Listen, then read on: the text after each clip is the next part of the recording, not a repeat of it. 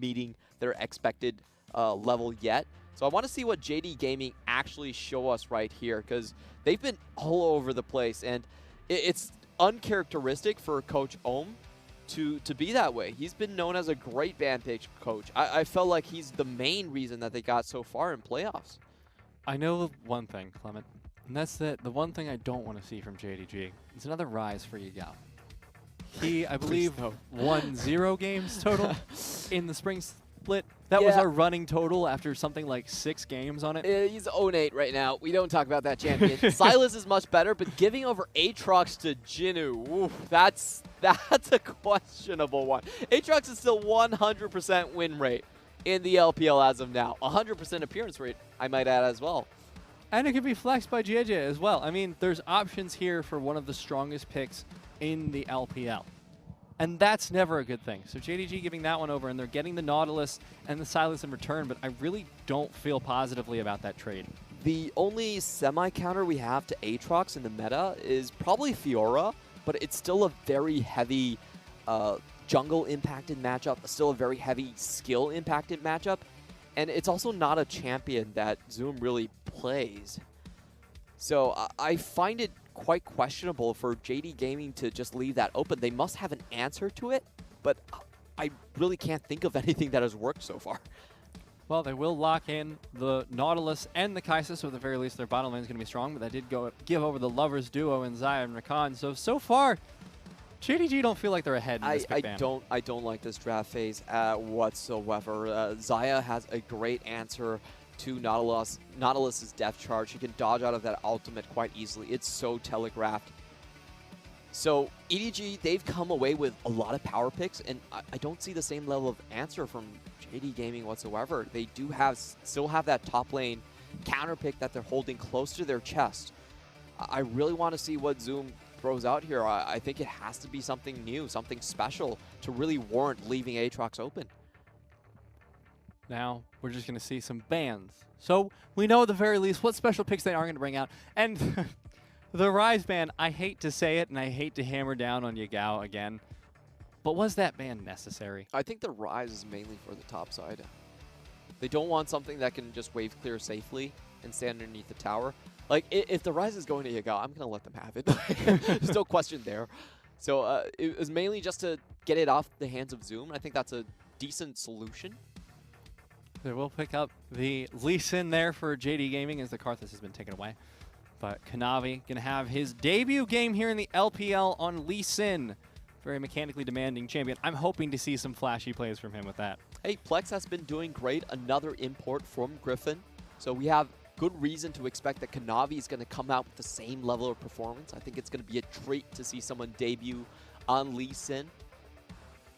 Very exciting. But JJ, not going to go for the Olaf. So we are going to finally see him on a different champion because the Olaf's been taken away from him. So we're going to see him on the Jarvan this game. It looks like maybe rounding it out with a Nico. They will finish the composition with a Nico. This is a killer draft from EDG. Great response to counter-initiate. Great initiation themselves with the Nico and the Jarvan. And stocked with power picks. Like, the level of this draft from EDG is absolutely insane. I honestly can't believe they're getting away with something like this. They're giving Zoom the gangplank, it looks like. Now, this is not inherently bad, but I would like to point out that the game where Zoom had the highest negative CS differential was when he was on the gangplank. He was down, I believe, 50 CS.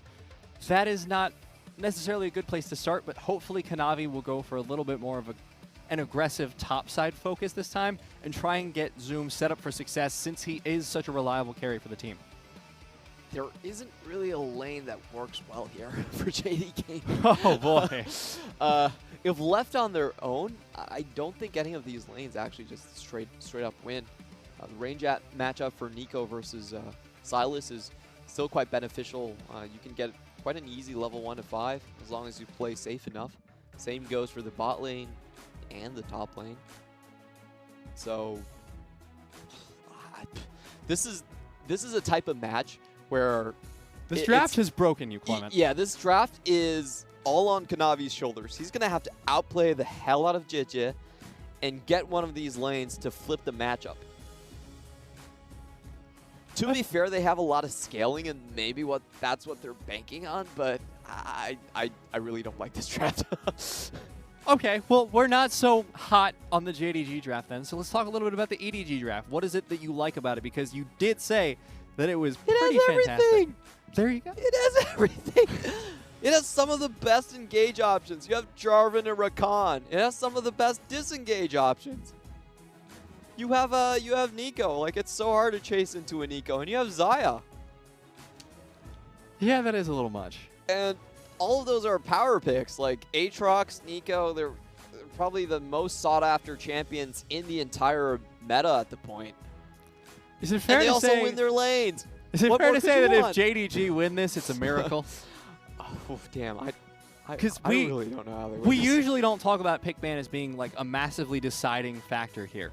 However, it sounds like this one's pretty in favor of EDG. So JD, like we said, Kanavi, there was a lot of pressure riding on this man. The only way that JD Gaming actually win this is if they somehow drag the game out to 35, and then Gameplank just gets like one lucky barrel. Bam! Well, hopefully, for JDG's sake, we see at least one lucky barrel this game. But game one is going to be real rough for JDG versus EDG. You got to trust in the Zoom.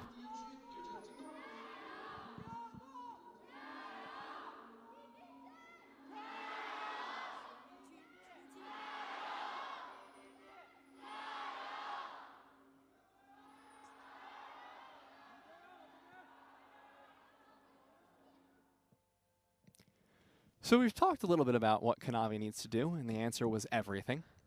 Given that, JJ seems to have a lot of freedom in his pathing, a lot of freedom in what lanes he wants to go to. Where is the best for him to put his time? I think the best way is actually for Nico just to control her wave earlier on. She doesn't really need to push out, keep her safe, and then focus more on just getting the bot lane ahead. The bot lane is most likely going to push for EDG, so the way JJ should play this is just try to keep the bot lane in a shoving position and ward out for them. I think that's his best option.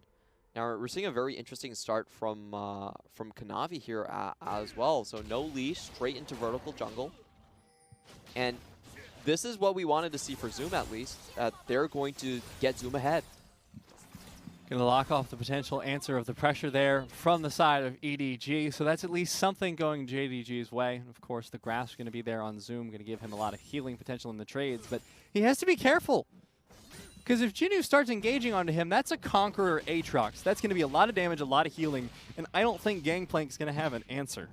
Yeah, the 1v1 definitely goes to Aatrox, and you can see Jinnu playing very defensively right now. He knows the Lee Sin started the red buff, no leash on the bottom side.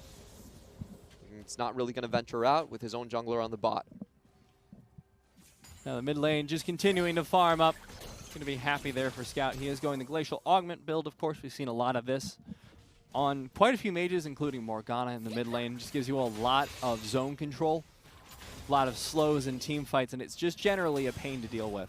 And JJ going to continue the vertical jungle on his own, pick up that blue buff as well. But this means that his bot lane's pretty safe here. Yeah, JDG get what they wanted, but isn't this kind of what JJ wants too?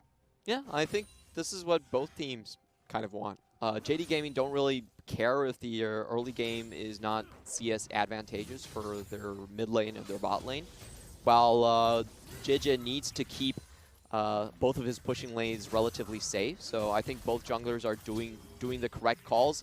This is a really bad trade for Zoom, though. Yeah, that didn't go great for him. But he's going to try and recover as best he can. Kanavi looking in towards the mid lane. They will find Scout, forces away the flash at the very least. Did land the Q, but not going to be able to follow it up. Not enough damage there.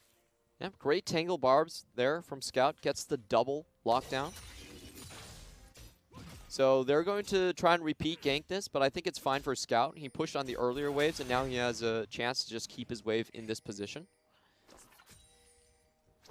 Iboy and Mako going to be farming it up here in the bottom lane. No engages coming out here so far from Teen and Imp.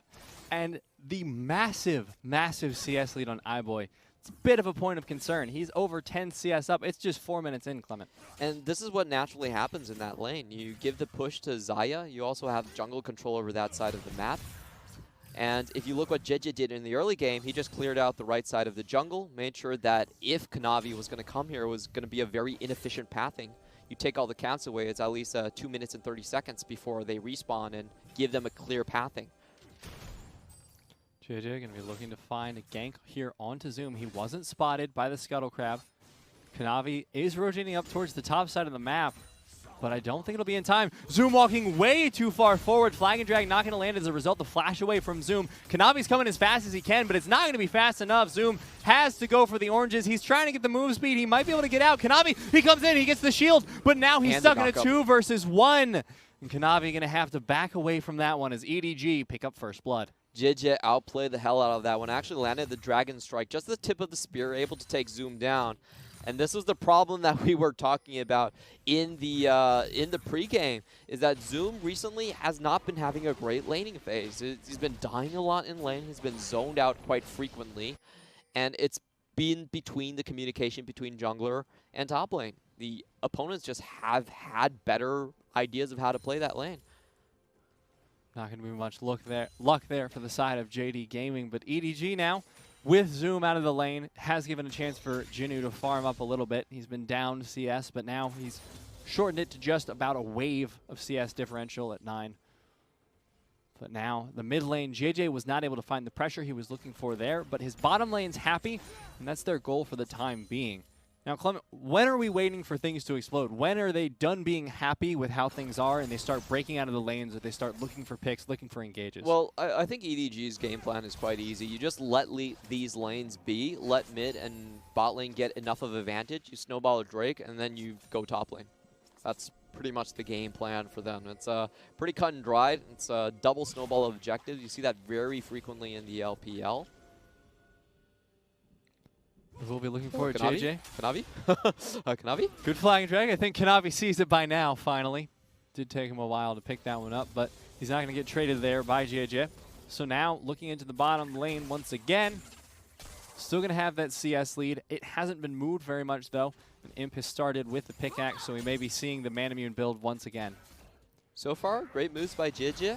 He's just keeping these lanes shoved in. Oh, here comes the ultimate from Zoom, plus a TP from one of the JD Gaming members. This is quite the play. They're going all the way in. Yagao uses the Pop Blossom. They will be able to pick up Mako, but they dedicated a lot of people for that, Clement. Yeah, one ultimate and double summoners coming in from Yagao just to make that one play happen. I wonder if it's going to turn out beneficial for them. There's a lot of opportunity now for JJ to actually get these kills back. The one kill did happen on Mako, the support. So iBoy is still going to be able to keep his CS lead up. Not quite the ideal roam there for JD Gaming, but at least they got something off of this, because that was a concern that we were having there. Now they'll have a little bit of an advantage, but they'll be down one teleport. Zoom still has his ultimate down, but he's not going to need it for any more cross-map plays for the time being. It's all going to be waiting for that dragon, and then when the Rift Herald spawns, looking at that. But for the time being, Yagao now looking for some aggressive vision in the enemy jungle. But Scout might spot him out here with a ward. Teen's here as well. And you gotta love this. Teen finally showing some Lumal plays, roaming early with the Moby boots. This is something that Lumal loves to do. And they're gonna hammer down on that strong side that they have. At least this time, Zune is in a comfortable CS lead. But I have to say, I'm really impressed by the way JJ has been playing this one out. Like, the wave is not to his tower. His bot lane is backing. He goes towards the top side, make sure that there's not going to be an invade for the blue buff. Prioritizes the ability to push out his wave for his mid laner. And that was a beautiful counteract. Now Jinnu going to be staying pretty aggressive, but he's going to predict that Lee Sin's there, but I don't know if he's ready to fight both of them, but Jinnu may just be able to walk out of this. That was not a predict. That was a, I'm going to ward the Krugs. I hope no one is there. I hope this Q doesn't hit anyone, because if it does, I'm in a whole lot of trouble, and he's finding the trouble now. But EDG are here to answer. They find the kill on his Zoom. How does that happen? Oh, God. Well, that was very well played. Yikes, Clement. Jinnu actually surviving on 200 HP. He didn't get a takedown, so he would have died. There's no revive on the Aatrox anymore. But great knock-up coming in from JJ just in the nick of time. CC lands from Scout as well, and they walk away from what appeared to be certain death from their top laner. Things going great for EDG so far. 900 gold lead they're sitting on at the moment. Let's take a look at that play once again. This was a bad play from Jinu. Let's just be absolutely honest. It was not the correct play. At the meantime, though, I'm not sure why Kanavi actually went over the wall again. Felt like he could have done more damage. Yeah, I think Jinu actually just faked him out. I'm not sure why he decided to ward hop over the control ward. He probably anticipated Aatrox to then go over the wall again. Can I just say it's really satisfying to watch Aatrox CS? It's just one of those things in League of Legends where you're like, yes, this is a universal good. I like seeing this Q take out the entire wave at once. Now JDG going to pick up the blue buff at the very least. They may be looking for another roam down into the bottom lane. They land the dredge line. There's the depth charge on top of it. Cannon barrage. Everything's going down to try and take out iBoy. Kanavi with the laser precision on the Sonic Wave. Teleport coming in now from EDG. They have the man advantage once this fight starts out. Team the first one to fall from the side of JDG. Quick follow up there onto Imp. Now Kanavi and Yagao need to get out of here. Here comes the Pop Blossom. It's going to be answered there by Yagao, but it's a little, too late. Kanavi taken down. Now Yagao, the last man standing. He's going to try and find Mako. He will find it on the backside, but that makes it a 2 for 4 in favor of EDG. EDG just thinking ahead. They get the teleport into a favorable position, and they have a TP lead on Jinu over Zoom. So this is just going to start the EDG play early. They're already swapping their bot lane towards the top. This is what we were talking about. You get that overflow from your bot lane winning. You take the Drake, and then you make a play for the Herald. The typical EDG snowball. And even though JD Gaming actually played the start of that fight so well, they were just behind in overall resources and macro that they had. The bot lane didn't have that much damage at that point. They were down teleports, so just weren't able to get out with the early kill and stabilize. Imp has, at the very least, completed the Man and Moon, but the problem for him this game is that he doesn't go for the Doran's Blade, but let's see what this engage started out as. So this was really smart. They know that the Xayah does not have double ult, neither of her summoners. You go directly on her. Great find by Teen. But then this follow-up play, they have nowhere to go. JJ is already in position. Jinu has the extra teleport over Gangplank. They just can't find themselves outside of this play. It was two teleports coming in, and these teleports were actually far better positioned as well. They give up a lot of ultimates on the initial kill just to finish at down iBoy. And this is the snowball that we were talking about, the exact script that EDG have. You just let that mid, let that bottom lane win enough where you can snowball the objectives. They're most likely going to get the first tower here. That's in 300 extra gold. And they're sitting at such a comfortable lead. This is a game where EDG, I think, will be able to accelerate quite quickly. Looks like they already have the Herald takes down the tower. They'll get a second hit there as well. JDG trying to invade here on the red buff, but I don't even know if they win out on this one. They have to be really careful. Kanavi does secure it. Don't know where that fight goes, but here's the fight here in the top side. Zoom, he is not having a fun game. This will be his third death so far, but a good flash keeps him alive. Doesn't matter, he's going to lose the tower regardless. And now EDG up 2 towers, both in the top lane. So Zoom is having a really poor showing here in game number 1. And that's when you thought you would catch Captain Zoom. But he gets away all right. Still, that's 2 towers traded in the top side for a single turret on the bot for JD Gaming. Very favorable trade for EDG. And they also have a temple lead with Zoom being off the map. Yeah, trying to go for an engage there. Has the Pop Blossom stolen. Loses most of his health here on the return trade. Just 30 seconds until those turret platings fall. So no more extra gold going to be coming out for EDG. But I don't know if they care, Clement. They're already up 3,000. They've got the Mountain Drake as well, which was fantastic luck for them since they wanted to have the emphasis on the objectives. This is where Zoom is typing in all chat. Don't worry, boys. We've got the late game. Just wait for me to farm up. I didn't know Zoom was me in solo queue. That's good. I've got it, guys. I'll have a Trinity Force soon. I know we're down 3 kills and I only have the inhibitor tower left, but I promise we can do something here. Yeah, this is rough. You typically want the Infinity, like the standard Infinity timing is about 13 minutes. If you don't have it, it's a sad day for Captain Gangplank. Does he have it? Nope. Still 300 gold short. That's really unfortunate. So Yeah. Zoom's still going to be struggling here for a while. He should be able to pick up the Trinity Force with just a few waves. It's just 333 gold to get the upgrade, so at the very least he will have it soon. That is a pretty big delay. They're sending Yagao down to the side lanes to try and farm, but EDG is pinging onto it, and I'm suddenly fearing for Yagao's life. The problem here is that EDG have so much chase down potential, JD Gaming can never leave their own towers. And if you look at the top side, EDG is pinging it right now. The wave is actually pushing out. So what EDG can actually do is that they could just send someone and farm and freeze that wave. And there's nothing JD Gaming can do about it. JD Gaming are going to lose a source of income. Now, JD have already lost quite a few sources of income, if we're going to be frank. The entire top lane has to be so carefully played by Zoom, and so far, he's already died twice. So I'm not sure careful is really his middle name this game. He needs to be very cautious going into this, and EDG just get to keep snowballing. No objectives on the map for them to take just yet outside of the towers, but the next dragon will be spawning fairly soon, within the next minute, and they'll have the opportunity to pick up a Cloud Drake. So what EDG can really do right now is they can just hold these waves with Aatrox and Nico, wait until their teleports come up, and if JD Gaming try to catch any of these side lane freezes, then they just TP into the fight. Very clear-cut strategy for them. Instead, they're actually going to go for the full clear instead, and pick up the mountain, pick up the Drake. Hopefully, deal a little bit of damage to tower. Oh no! Here comes the engage. Imp gonna have a little bit of problems. Killer Instinct, way too aggressive, way too early, but it will save his life for the time being. That was a lot of ultimates blown to take him down. A lot of ultimates to keep him alive as well. And now, with that timing, Dragon's coming up very soon. They pick up the Scuttle Crab. Now EDG should be able to rotate freely now that Imp is in the base. Yep, easy 2v2, 2-for-2 ultimate trade, but JD Gaming still don't have any vision across this Drake whatsoever. EDG not feeling confident in going for it despite the man advantage, so instead they're just going to rotate up into the mid lane, try and get a little bit of pressure there. Maybe they'll rotate to it now. They are throwing down a bunch of pings onto it, and at the very least Scout has his first item, so if a fight does break out, they have the possibility of winning it.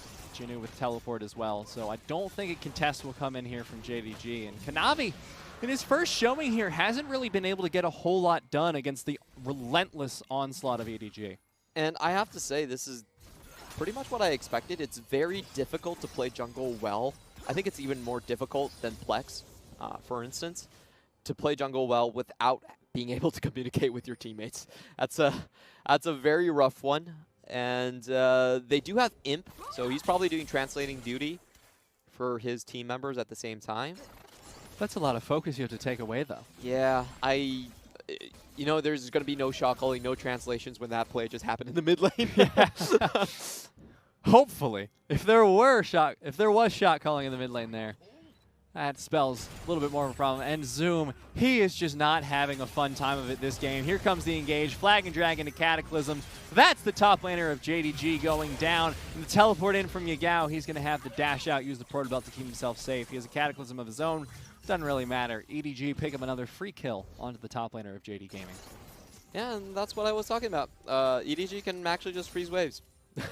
They freeze, they match with TP, they deny you sources of income, and the only reasonable play I think JD Gaming have to counter with is they have to make a super aggressive play in the mid lane when something like that happens.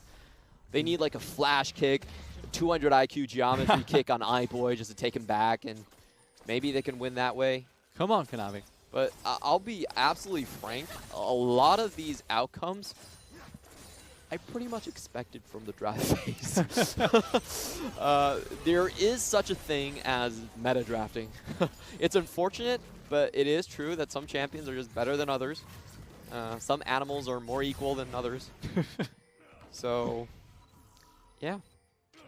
Now, it's going to be a really big problem here for JDG because sans a giant active play from them towards the mid lane, this is going to be kind of a slower game because EDG can just keep up the pressure. You know, they've got the 2 items on Scout now, so if they ever find anyone looking for a pick, that's just someone's dying.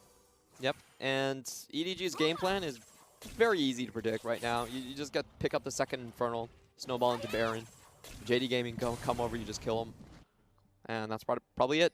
So JD Gaming, what I envision in the future is that they're not going to be able to get into River much at all in the next couple of minutes. And if they want to come back, they're going to have to get a Baron steal. Okay, Clement, when you said there's a lot of pressure on Kanavi, I didn't quite expect that to be the reason. Well, you're just putting him in a bad spot. Like, all of your lanes, none of your lanes are supposed to win. Like, what do you want the jungler to do? He had a really good early gank. I really enjoyed that gank onto Scout. But Scout did outplay with the Tangle Barbs in the end. His best play so far this game was shut down. So he's going to have a little bit of trouble with that. The Baron has spawned. Next dragon will be the Infernal as well. Not indicative of how good that Kanavi is going to be in the future. It's just this is just a rough spot for a jungler to be in. Yeah, and I mean, a little bit of this, no matter how he performs, like even if he performed well, it's the same situation with Plex, right? It's going to be a little bit of growing pains. When you have a Korean player on a team that primarily speaks Mandarin, there's going to be problems with communication. There's going to be problems with playmaking. And so far, EDG are just absolutely demolishing them and manipulating that. As you can see now, the only ward that JD Gaming even have across River is in that Baron pit. Don't think EDG is going to be looking at that Baron just quite yet. That was massive slows coming out from Scout, and it gave enough zoning for EDG. That was a beautiful dodge of the hook there. The Cataclysm comes in here from JJ. He is so healthy thanks to that Stone Plate. Now they may be able to find Kanavi. Here comes the Pop Blossom. Oh, it lands my God. on the 4. Disgusting Nico play coming out from EDG. Scout, they get the ace, and they should be able to get this Tier 2 tower. They're going to get an inhibitor. That was insane. That was a full 5-man lockdown coming in from Scout, flashing over the wall from beyond vision, just catching JD Gaming entirely off guard. My God. It feels like Scout was watching Maple's game when he stole the Pop Blossom and was like, hold my Tangle Barbs, I can do better. And that was incredible. 3-0-7 now for the mid laner of EDG. They pick up an inhibitor, like you said. Let's take a look once again. Focus around Scout. A good slow on the side wave, and I want to see how Scout maneuvers around this one. He actually walks the entire way around. He started on the left side of the fight. Nobody's going to expect that. Yagao comes down, and he gets locked up as well. That's a full 5-man Penta Pop Blossom, and that just popped JD Gaming's hopes. I thought he missed on the bottom side of that. No, he got all 5. That was filthy. Oh no, EDG, they're going in for the engage again. JJ lands the flag and drag Teen in a lot of trouble, loses most of his health. So he won't be able to help in this fight. So this should be a free dragon here for EDG, and that means they have the time. They can rotate it up towards the Baron if they so choose. They have Infernal, they have Mountain, they have Cloud. They can have a little bit of everything. Yeah, and JD Gaming still has not shown us what they really plan on doing in summer of 2019. Drafts were fairly questionable. They threw a lot of respect to JJ. They really did. They banned out the Rek'Sai and the Olaf, so they wanted to give Kanavi a game where he could dominate, making sure that he could play 1v1 style. But I've got to say that JJ, even when he was looking at Kanavi just in the solo, he didn't back down at all. In fact, Kanavi didn't even see him. So I like the idea JD Gaming gave here. Teen gets engaged on, ultimates are blown, and that should be the Baron here for EDG now that they've picked off the support of JD Gaming. And this is just disaster after disaster for this JD Gaming squad. And like you said, they really haven't shown what they plan to do here. Jinnu gets engaged on. This might be what JDG were looking for. They get a lot of damage onto him. Cannon Barrage to zone him out, but here comes EDG. And they will zone sufficiently to get Jinnu out to safety. Yagao looking for a play, but I don't think he's going to be able to find it. Kanavi dodging out the Tangle Barbs, but Yagao has to flash away from the flag and drag, but there's the Cataclysm. Going to find him there. He's barely still alive. Might be able to find a trade onto JJ, but no! Kanavi tried so hard, but his best wasn't good enough. The double kill comes in for iBoy. So the chase continues. Scout not going to find anyone with the GLP, but it doesn't matter. It's 2 people taken down, including the jungler there. EDG having fair run of this game. Oh no. Imp not going to get hit with the Tangle Bars, but it doesn't matter. The follow-up, even the Pop Blossom used for that one. Scout, that was a little bit disrespectful, a little bit extra, and I a lot of it respected. Yeah, once you have the map open like that, that 60% slow from Glacial Augment is so deadly against targets. This is what I was saying, that EDG, they have strong lanes, they have insane engage potential, and you just don't see how JD Gaming are ever going to survive the early game with this. I think JD Gaming, they wanted Kanavi to have a good game. They banned the Olaf and Rek'Sai, the great solo junglers, but they just left too much open on the table. It's really frustrating for JDG as well, because they did want to scale up to 35 minutes, but they may be scaling up to a dead Nexus much faster than that.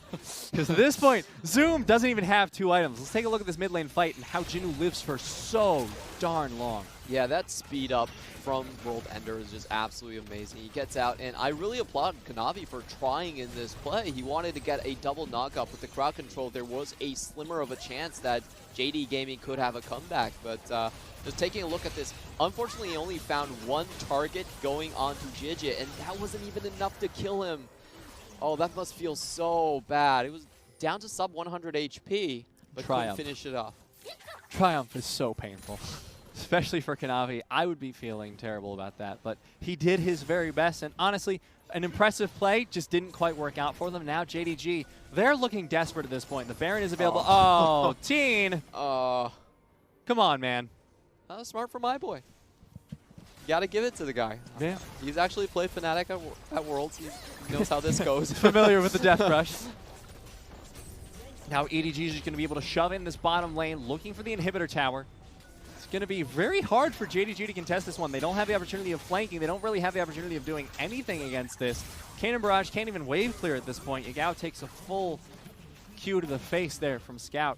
And is half health on this tower, plus a Baroned up cannon minion on the bottom side of the map. So this 1-4 push is doing so much for EDG, and it looks like JDG are just going towards the mid lane to defend it. The inhibitor's back up, but they're about to lose 2 in the bottom and the top.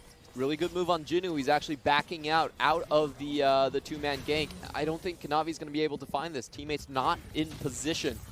Oh, he's looking for the engage back on, but that's the first Nexus tower already falling at this point. Can EDG find the fight to follow up? Team goes for the engage. He's looking to find more. EDG back off for the time being. They'll be able to take down Team. Yagao goes in. He's looking for the Pop Blossom. He won't be able to find it because the flash away. Scout won't find his either, but it doesn't matter. Yagao going to be chased out of the base. The inhibitor's taken down. No inhibitors remaining in the bottom side of the map there. And EDG going to take a 27-minute victory against JD Gaming in one of the cleanest games we have seen from them this split. And that's saying something after their series against Dominus. Welcome to the LPL, Kanavi. It's a bit unfortunate for the rookie to face such stiff competition from EDG in his first game, but this is exactly what you should expect from these guys. EDG, they got their hands on a great draft. I would say a far superior draft. Getting the Aatrox in the first pick, getting the Xayah against the Rakan, and then also the just the mid lane should have was a lane that they could comfortably win as well. So I have a lot of questions about what JD Gaming thought would happen with that draft, like how much faith they were putting on Kanavi. It seemed to me that if you draft that way, if you take away those strong jungle options, what you're expecting is basically Kanavi to solo carry, 1v1 out JJ, kill him multiple times in his own jungles, and collapse the lanes. I think that's what they were hoping for. Unfortunately, it didn't really happen. Yeah, I think that's a little much hope to put in a rookie coming into his first split in the LPL. I think it's good that they're that confident in him, though. That shows a lot that they're willing to give up. Like, here, have Aatrox and Nico. I don't know if we should be using the word good within even the same hemisphere as that draft from JD Gaming, because they did give up so much. And EDG, it just felt like they were running a checklist. They were like, okay, get bottom lane taken care of. Good. Cool. Get the dragon. All right, we did that. Nice. Rift Herald. Oh, that was really easy. I was disappointed because I thought that they were going to show me something at the top side. There's like, we've got this prepared for you. We've got this Aatrox counter, Vic. Here we go. Kanavi plus Zoom, the new 2v2 in the top side. We're going to win this, baby. And then it's Gangplank that dies before 10 minutes and gets a Triforce at 16. And I'm like, oh, God. I mean, it's hard to talk about anything except for JDG during this because EDG played that so beautifully. I mean, Scout coming in with the 5-man Pop Blossom. It's harder to be more perfect on Nico than that. So yeah, I want to see that again. Like, oh, yeah. That was... Oh, yeah. And you have to think about the way that he got that off. Once he just walked. He left the team fight. He's like, I'm not going to do damage, but I'm going to get you back later. Well, and then he got a 5-man Pop Blossom. That's the coolest thing about it. I don't know. EDG apparently, because the most interesting thing about that is it means that EDG fought a 4 versus 5 team fight for a full like 6 seconds. Yeah. And we're coming out ahead. And then Scout comes in with a 5-man Pop Blossom and it's over for JD Gaming. That is insane. The fact that they were able to hold the 4 versus 5 long enough for Scout to go around, and the fact that both they and Scout were confident enough to pull that play off. Yes, a 5-man Pop Blossom is literally all you can hope for on Nico. But at the same time, having the confidence in your teammates, having the confidence in yourself to be able to pull that off, this is a very frightening EDG. That was insane, and sure, I think Scout deserves a lot of credit, but for me, the MVP is still going to be JJ.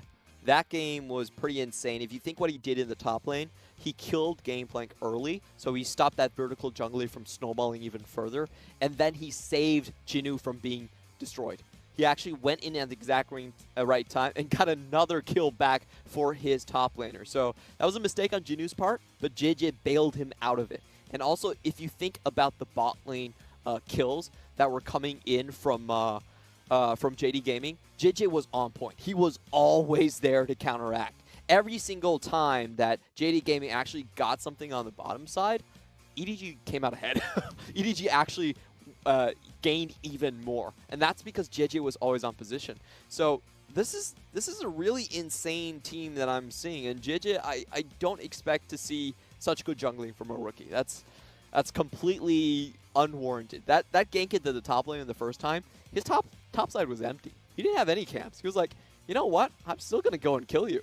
Like, if that gank actually fails right there, he's so far behind. But he understands when he can push those leads and still find those kills. And the coordination there was just absolutely brilliant. So, rising star on EDG. I'm still not sure what JD Gaming are doing. Well, let's see if EDG can keep up the confidence and keep up the dominance in game number 2, or if JDG will get the chance to bite back. We'll be back in just a few minutes with game 2.